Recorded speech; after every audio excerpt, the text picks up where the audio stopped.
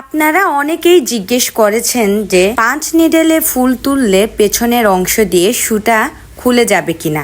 তো আজকে আমি এই ভিডিওতে দেখিয়ে দিচ্ছি কিভাবে আপনারা ফুল তুলবেন এবং কিভাবে এটা অ্যাডজাস্ট করে নেবেন। আবার অনেকে জিজ্ঞেসও করছেন যে আমি 5 নিডেলটা সেল করে কিনা। আমি কিন্তু সেল করি না, এটা আমি দোকান থেকে নিয়েছি। এর আগের একটা ভিডিওতেও আপনাদেরকে বলেছিলাম। তো এটা হচ্ছে কত টাকা দিয়ে জানি নিয়েছিলাম ঠিক আমার মনে নেই।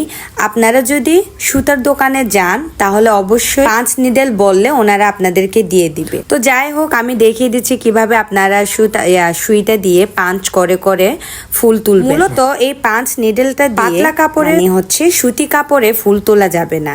এটা হচ্ছে মোটা কাপড়ে, একটু মোটা কাপড় হলেই ভালো হয়, তাহলে হচ্ছে ফুলটা খুব সুন্দর করে তোলা যায়। আমি এমনি নরমালি আপনাদেরকে একটা লাভ ফুল তুলে দেখাচ্ছি। তো দেখতেই পাচ্ছেন স্টিচটা কিন্তু মাঝে মধ্যে আমার কিন্তু খুলে যাচ্ছে।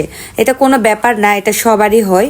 এটা আপনি আবার চাইলে পুরোটা সেলাই খুলে আবারও আপনি নতুন করে করে।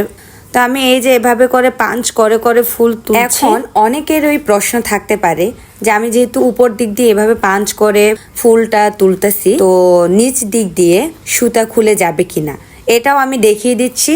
নিচ দিয়ে আপনি একটু সুতাটা টাইট করে হচ্ছে টান দিয়ে রাখতে হবে, তারপর হচ্ছে আপনি এটা গাম দিয়ে লাগিয়ে ফেলতে পারবেন। তো যাই হোক, আমার কিন্তু বারবার সুতাটা খুলে যাচ্ছে, কেননা আমি কিন্তু খুব তাড়াহুড়ো করে ভিডিওটা বানিয়েছি, সেজন্য হচ্ছে পাঞ্চ করতে করতে সুতাটা খুলে যাচ্ছে। কিন্তু আপনারা আস্তে আস্তে করে এটা ফুল তুলবেন, তাহলে হচ্ছে খুব সুন্দর করে হবে। তো আজকে এই পর্যন্ত। আমি আরেকটা ভিডিওতে আপনাদেরকে খুব সুন্দর করে 5 নিডেল দিয়ে কিভাবে ফুল তুলতে হবে বা ইনসাইডে কিভাবে আপনারা এটা সুতাটা অ্যাডজাস্ট করে নেবেন সেটা আমি দেখিয়ে দেবো।